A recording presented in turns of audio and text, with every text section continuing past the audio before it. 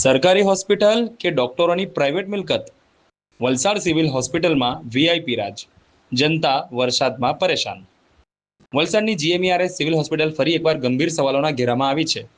જે હોસ્પિટલ સામાન્ય જનતાના ટેક્સના પૈસાથી ચાલે છે, ત્યાં એવું લાગી રહ્યું છે કે જાણે હોસ્પિટલ જનતા માટે નહીં પરંતુ વીઆઈપી લોકોની સુવિધા માટે જ ચલાવવામાં આવી રહી હોય. દર્દીઓની પીડા કરતા ડોક્ટરોની ગાડીઓનું આરામ વધુ મહત્વનું બની ગયું હોય તેવા દ્રશ્યો સામે આવ્યા છે.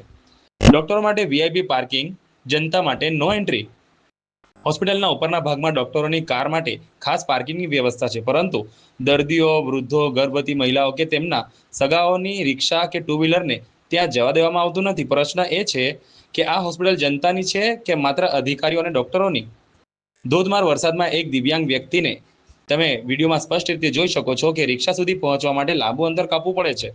વ્હીલચેરની યોગ્ય વ્યવસ્થા નથી, વાહનની મંજૂરી નહીં. શું દર્દીની સારવાર પહેલા તેની સહનશક્તિની પરીક્ષા લેવામાં આવે છે કે શું? હોસ્પિટલમાં બેરિકેડ અને લોખંડના ગેટ લગાવી સામાન્ય લોકોને અટકાવવામાં આવે છે. ફોર વ્હીલર માટે ગેટ ખુલે છે, પરંતુ ગરીબ દર્દી અને તેમના પરિવાર માટે નિયમોનો દંડો ચલાવવામાં આવે છે.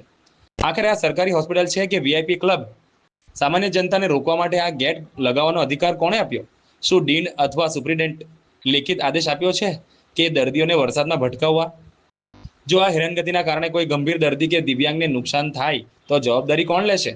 જનતાના ટેક્સના પૈસાથી બનેલી હોસ્પિટલમાં જો જનતા જ અપમાનિત થાય તો તેને સેવા નહીં પરંતુ સિસ્ટમની નિષ્ફળતા કહેવાય.